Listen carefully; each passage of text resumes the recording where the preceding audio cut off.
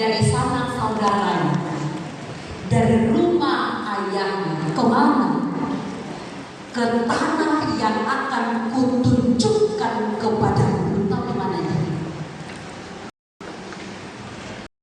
Abraham tidak tahu di mana itu. Bagaimana tanah yang akan ditunjukkan itu? Apakah makmur? Apakah di sana ada kehidupan yang lebih mapan? Abraham belum tahu itu.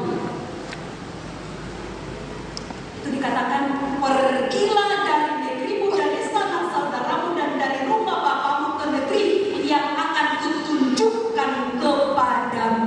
Di ayat 1. Ketika Abraham dipanggil oleh Tuhan, berarti dia harus keluar dari sesuatu yang lama dan masuk ke dalam sesuatu yang baru.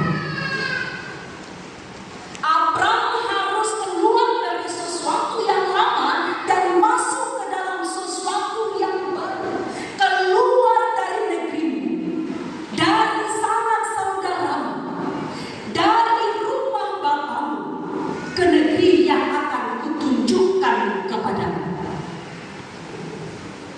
Abraham harus meninggalkan 3 hal. Pertama, negerinya,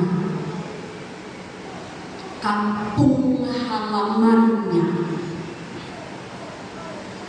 Lalu yang kedua, lingkungan kedua yang lebih kecil, sanak saudaranya. Dan kemudian Abraham diminta meninggalkan rumah bapaknya, lingkungan yang terkecil. Jadi Abraham disuruh meninggalkan lingkungan tempat dia hidup, tetapi dia harus memulai dari yang paling besar, negeri, kerabat atau sanak saudara, baru kemudian rumah ayahnya. Apa artinya Bapak Ibu Saudara yang dikasihi Kristus Yesus? Artinya untuk memenuhi panggilan Tuhan itu, ia harus meninggalkan hal-hal yang pasti, atau meninggalkan hal-hal yang mapan. Desanya mapan. Desa tempat tinggal Abraham itu mapan. Keluarganya dan rumahnya juga semuanya mapan. Tapi dikatakan di sini, pergilah atau keluarlah ke negeri yang akan kutunjukkan kepadamu. Abraham disuruh meninggalkan hal-hal yang mapan atau yang pasti, menuju ke hal-hal yang tidak pasti. Secara logika Bapak Ibu, hanya siapa yang mau seperti itu? Ketika diperintahkan pergi keluar, meninggalkan hal-hal yang sudah pasti, yang mapan, menuju ke hal yang belum pasti. Maaf, saya pikir hanya orang yang merasa sadar yang mau melakukan hal itu. Itu secara logika. Hanya orang yang kurang sadar yang mau begitu.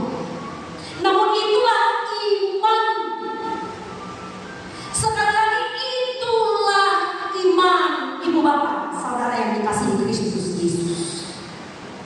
Abraham melakukannya, Abraham taat. Tidak ada alasan dia taat. Dia tidak membentak.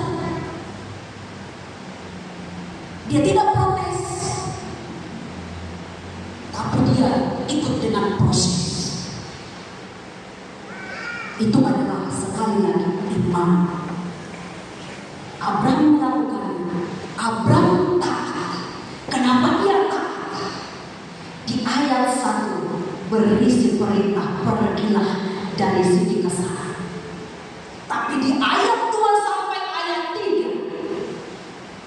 berisi janji. Ini yang luar biasa. Berisi janji. Aku akan membuat engkau menjadi bangsa yang besar, memberkati engkau, serta membuat namamu masyhur, dan engkau akan menjadi berkat. Aku akan memberkati orang-orang yang memberkati engkau, dan mengutuk orang-orang yang mengutuk engkau, dan olehmu semua kaum di muka bumi akan mendapat berkat. Abraham meninggalkan sesuatu yang pasti menuju sesuatu yang tidak pasti hanya karena ia percaya kepada Tuhan dan janji itu.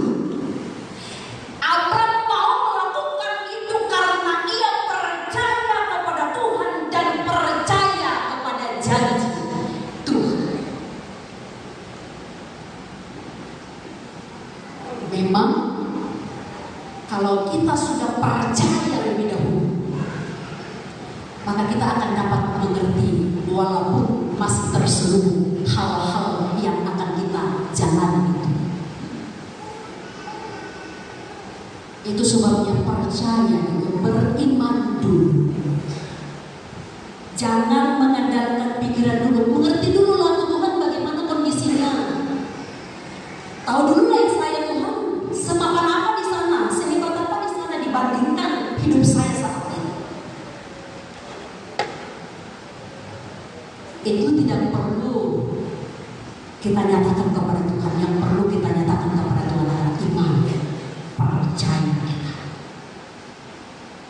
Abraham percaya kepada Allah karena itu apapun yang Allah janjikan dia percaya. Yang sering mana-mana percaya kepada janji atau percaya kepada yang memberi janji.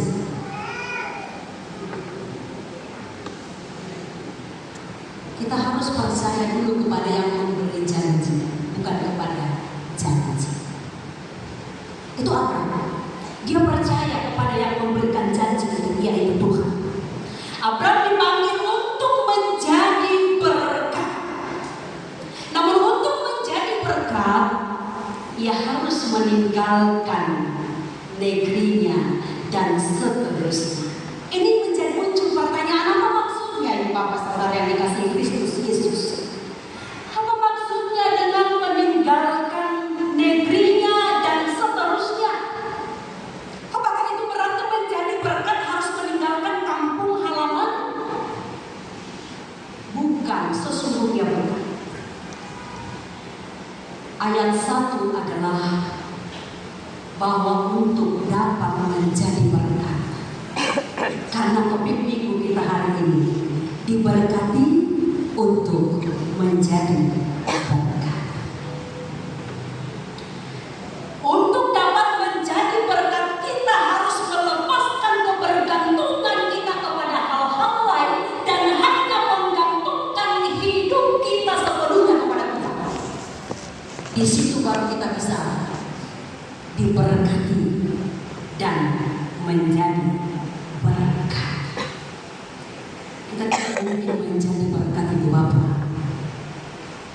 Kita tidak mungkin menjadi berkat jemaat yang dikasihi Kristus Yesus kalau kita tidak bergantung pada Tuhan. Kenapa? Karena sumber berkat adalah Tuhan. Sumber berkat adalah Tuhan. Jadi tidak salah kita dapat sumber berkat. Jadi suatu kali atau mama neng awal mau tuh pakar tua, setelah masuk di pakar tua kita maju ziarah maju kita tuh hinap berni, ziarah maju kita tuh hinap berni, itu salah ya Bapak. Sumber berkat adalah Tuhan. Dan ketika kita mau diberkati oleh Tuhan, bergantunglah sepenuhnya kepada Tuhan, sumber berkat. Aku akan memberkati engkau dan engkau akan menjadi berkat. Kita diberkati supaya menjadi berkat. Musuh maju kita akan karena di pasu-pasu kita lain. Apakah kita ini adalah orang-orang yang diberkati oleh Tuhan? Sebenarnya akan ada pasu-pasu di mata kita lain apa kita? Iya. Kita adalah orang-orang yang diberkati oleh Tuhan. Dan kita hanya boleh menjadi berkat selama kita terus disuplai berkat oleh Tuhan. Jadi kita diberkati supaya kita terus-menerus menjadi berkat. Sekali lagi ada pertanyaan sebagai berikut, manakah yang lebih mudah? Diberkati atau menjadi berkat? Menjadi berkat. Menjadi berkat. Mana lebih mudah, diberkati atau menjadi berkat? Menjadi berkat. Menjadi berkat agak susah masih ingat. Pada hari sebab itu di hari sebab itu nyalang botarin amanginan jangan salah. Pemahaman untuk menjadi berkat itu bukan hanya dengan sebatas materi. Ya.